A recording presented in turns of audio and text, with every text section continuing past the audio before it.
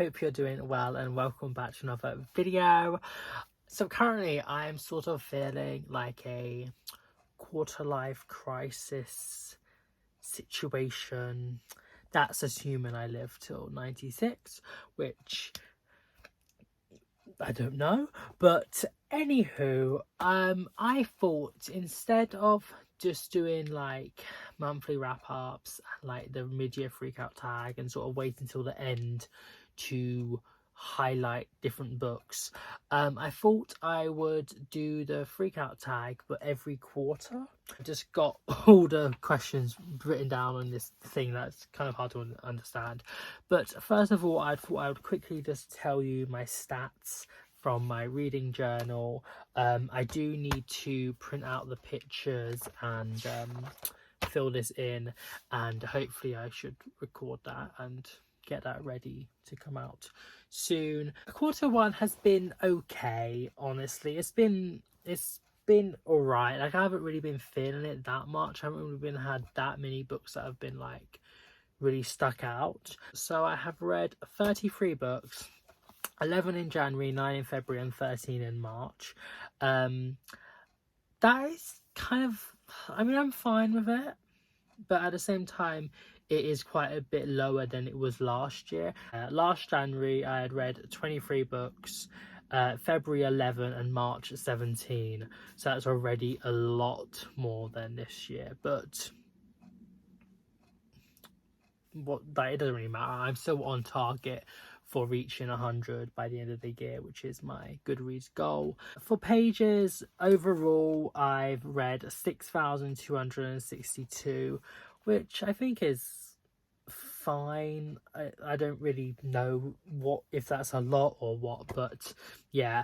And I've listened to 81.69 minutes of audiobooks, which again, fine with. Yeah. For my average star rating, in January it was 3.364, February 4.194, and March 3.673.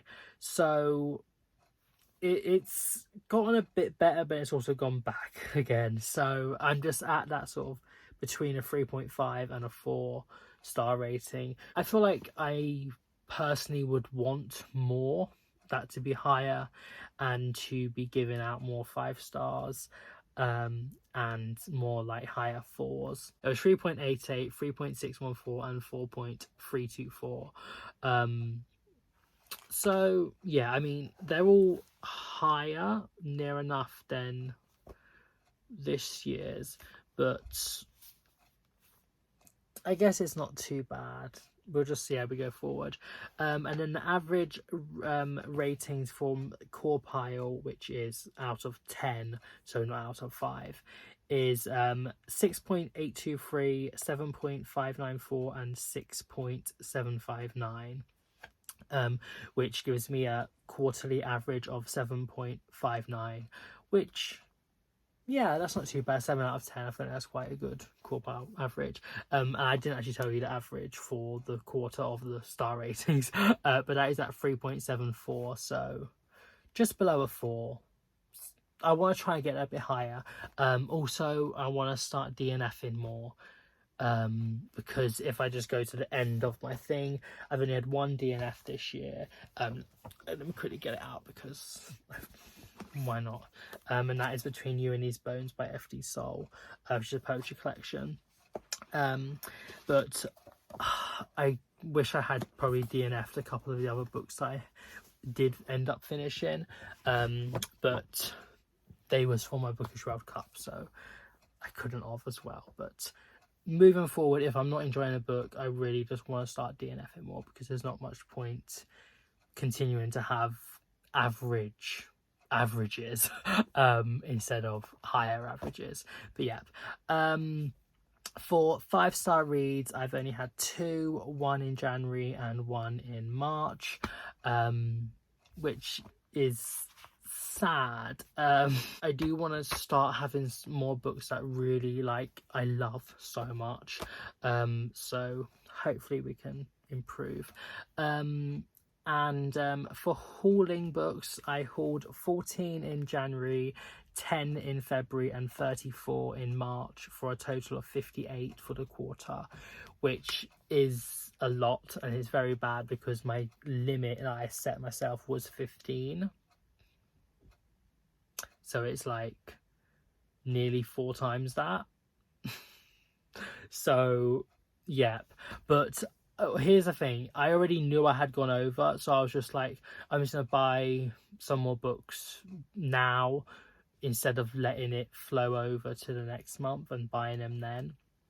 So I'm trying to hopefully stay to that 15 limit for this quarter, but we shall see. And unhauling, I unhauled 11 in January and 2 in February for 13 total. But I do have a pile over there that is going to be unhauled soon. I just need to sort out some more books that are in the house that are going to go with them. For my 24 of 2024, I've only read 1 book from that, One Love by Matt Cain, but I'll talk about this in a little bit after. I still haven't read any of the other 23, so need to get on that. So my goals was 90% physical books read from my pre-2024 TBR. I don't know the math on that. I will do it after this and put the percentage there, and we shall see if I've done that. Read 30 books, which would be on track plus 5, which I have. I've read 33. DNF more if needed. I mean, I've only DNF'd 1, and I would have and wanted to DNF more, so I didn't complete that. 15 new books bought. No. Read 6 of my 24 of 2024. No. So only 1 I know I have completed of that, but let's see into quarter 2. That is all that done for now, obviously until I fill it out. And now let's get on to the freak out tag. So the first question is, what is the best book I've read this year? And the answer to this is One Love by Matt Cain. I knew I was going to love this before I even, opened the page. This was just amazing. I love Matt Cain so much. I just love the way he writes these such relatable and real characters that it's just such a splendid time being with them and in their company and following them. And this book, I think, is his best, the most well written, the most well realized, and he has the most to say as well in it. This is basically following 2 men. They meet in 2002 at Manchester Uni. They've both repressed their gay identities throughout childhood and until that point. And then they meet and they become really, really good friends. And with this friendship, they're able to become their true selves and explore this part of them that they have hidden since. So there's a timeline that it goes from 2002 up to 2022. And throughout those chapters, it's just following them two as their friendship grows and all the things that they have to go over and the hurdles in life and the ups and downs. And then there's also chapters in 2022 when both of them are meeting to go to Manchester, which they haven't done, gone to the city for quite a long time, to celebrate Manchester Pride.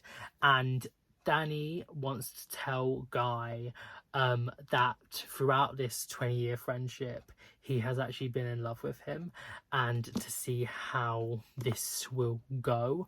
And we get chapters that are shorter paced through those few days.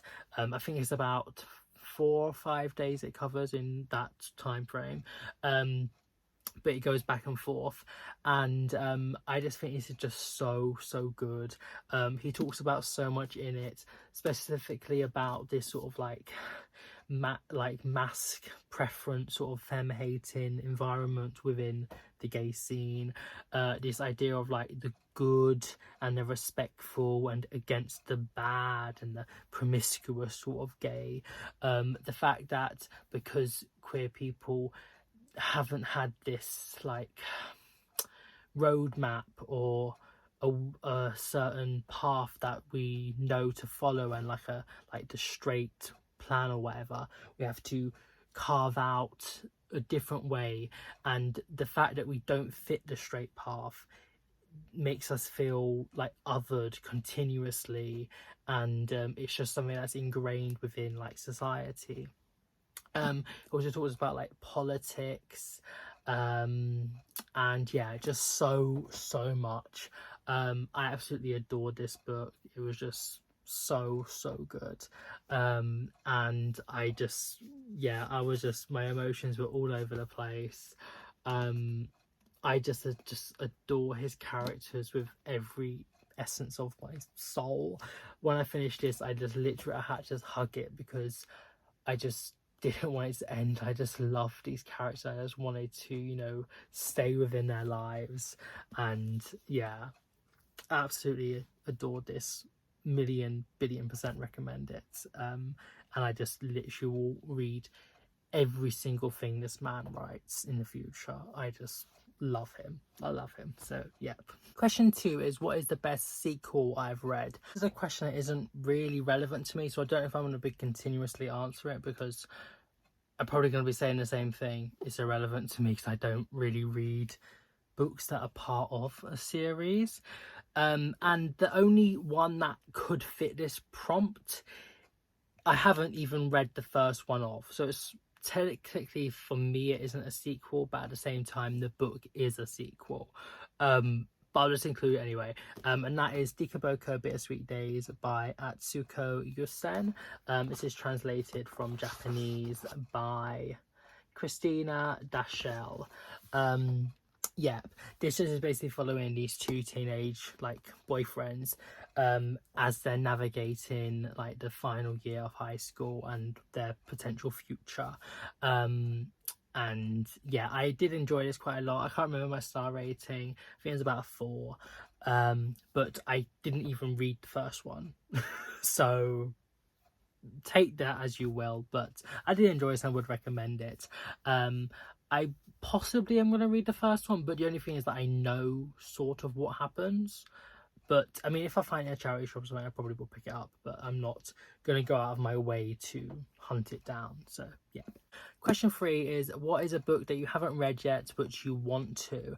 I'm going to take this question and try and apply it to books that are part of my 2024, and just talk about like 1 or 2 that I'm really interested in and I want to like try and get to very soon. And the 2 I've chosen is Stone Blind by Natalie Haynes. This is basically just a Medusa retelling. Really intrigued to get to this, and I just can't wait to explore it. I've never read anything by Natalie Haynes, but I do have quite a few of her books. And yeah, I really want to read this so badly, and I would really hope to get to it soon. And also is Bone by Yasa Daly Ward. I read her poetry memoir, I can't remember what it's called now, last year, and I thought it was absolutely amazing. And I have had this for like over 2 years now. Yeah, I think so, yeah, because it was on my 23 of 2023 list, but I didn't read it then. But yeah, I really want to get to this. I haven't read any poetry in quite a while, so I think it's going to be quite good to get into, and I'm really excited, so hopefully I can get to these within Q2.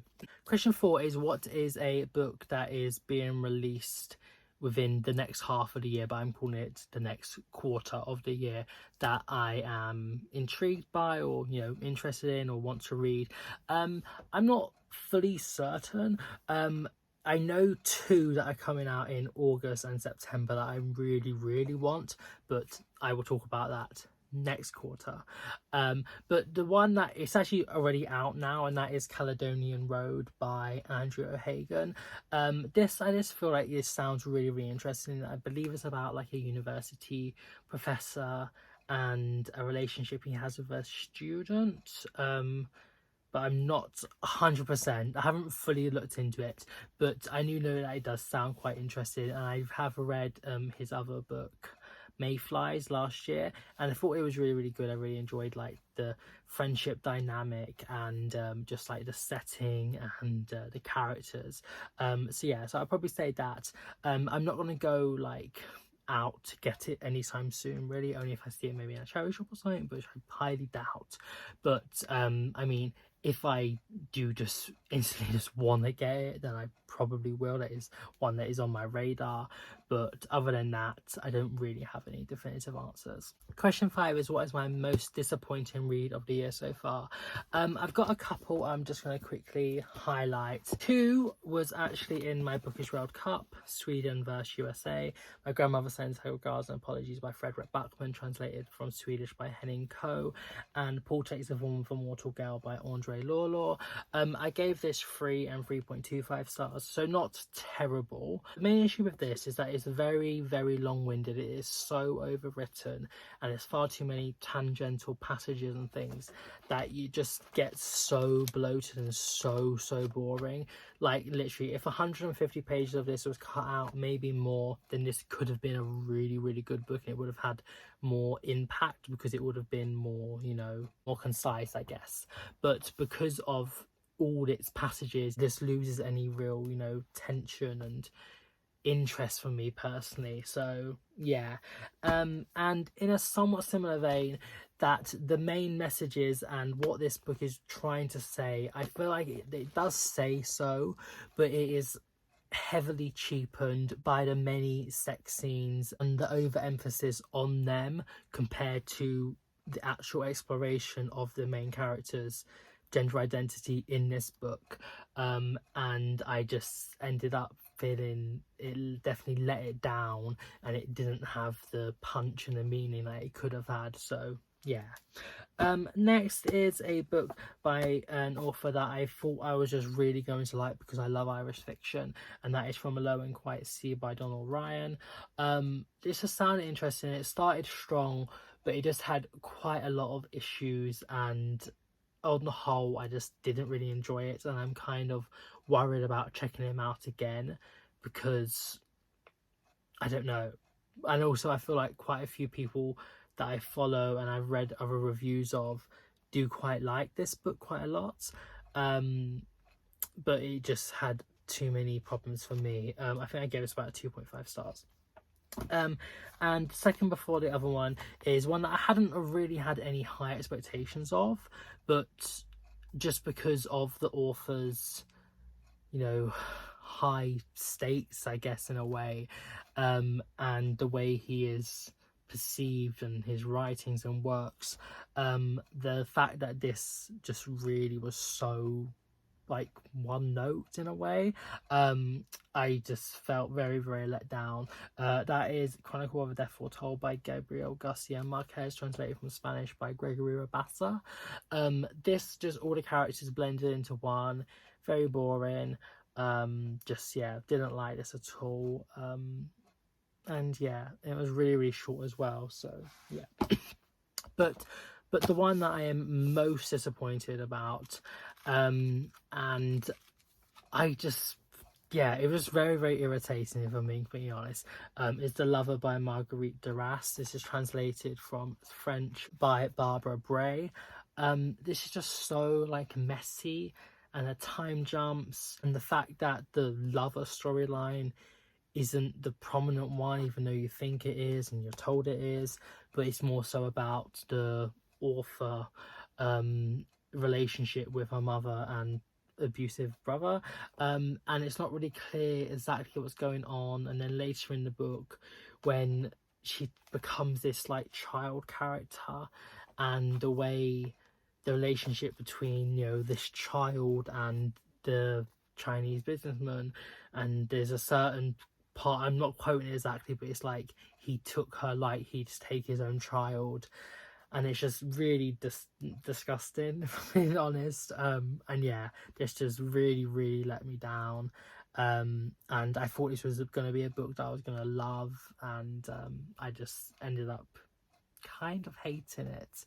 But yeah, would not recommend that. Question 6 is, what is my biggest surprise of the year? The answer to this question is probably that 2 of the books that I really loved have been non-fiction books, and they're like proper non-fiction. They're not a memoir, they are like actual non-fiction. The first of which is Kate Moss's Warrior Queens and White Revolutionaries, How Women Also Built the World, and also Gender Explorers by Juno Roach.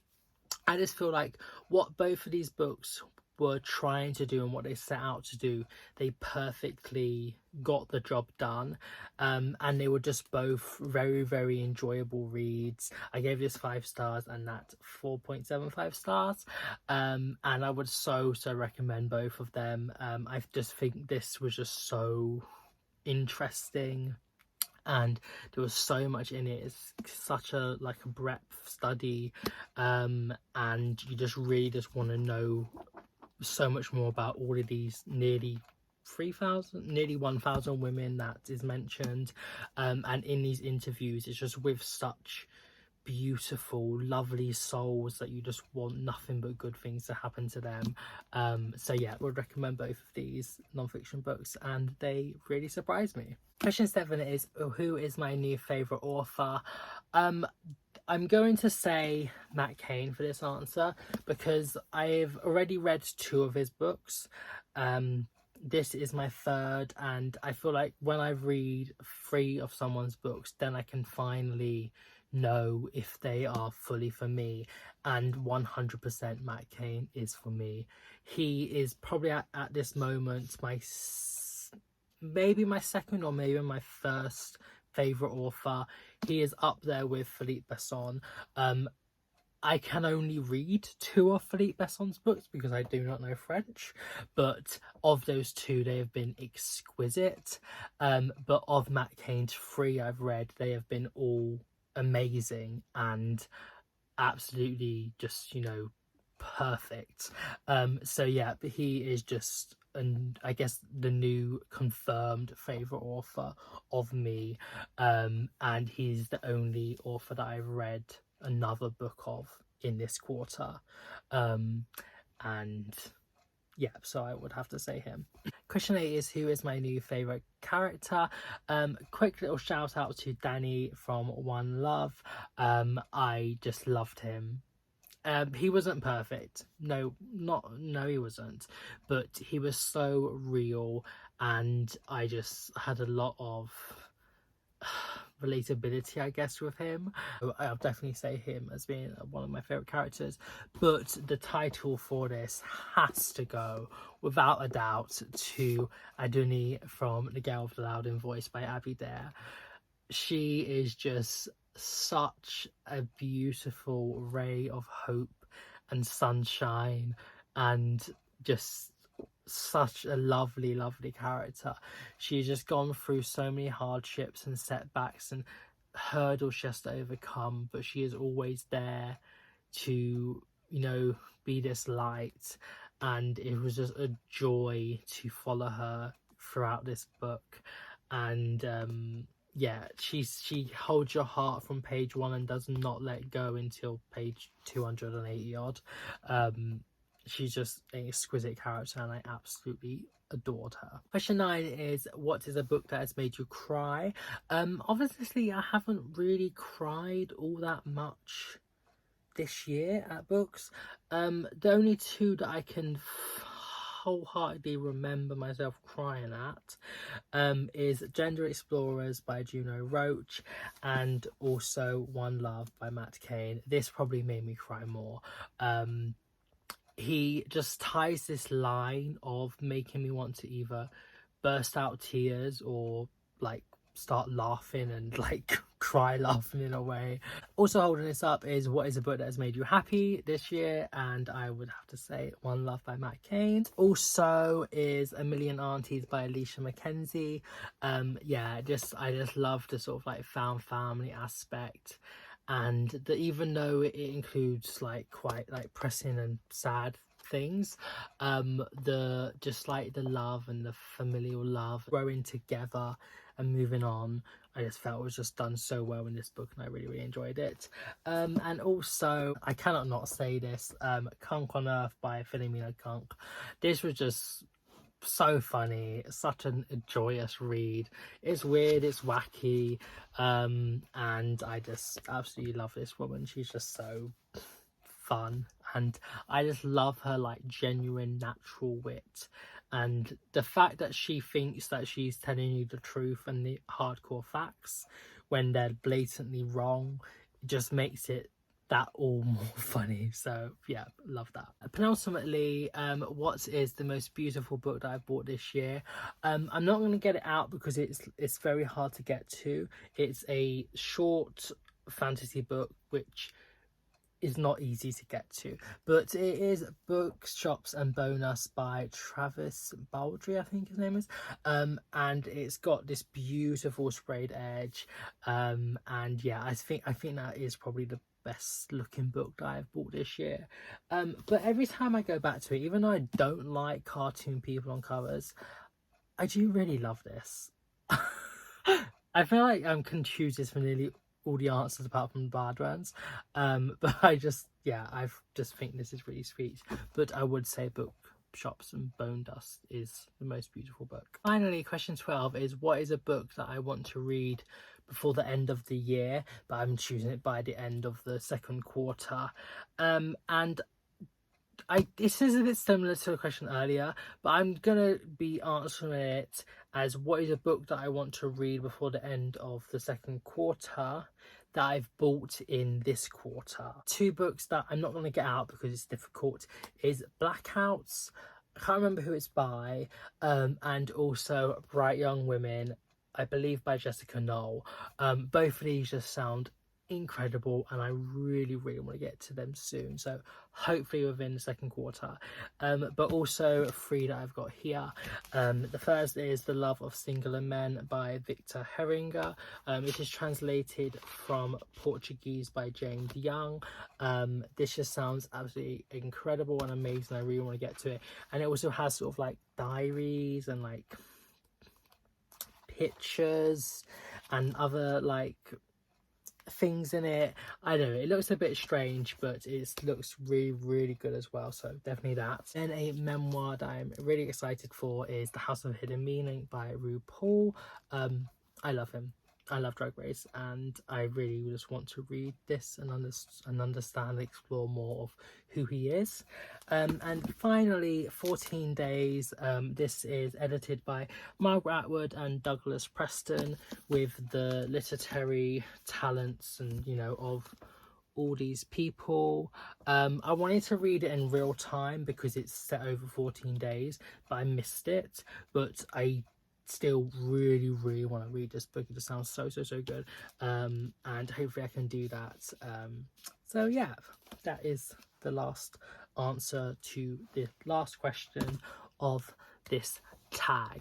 I really hope you enjoyed today's video, and have enjoyed reading quarter one, and hope you have a nice reading in quarter two as well. Hopefully I do as well. I'm hoping to push those stars up a bit higher and read some more good books. So yeah, hope you have a nice morning, even night, wherever you are in the world, and I shall see you very soon. Bye.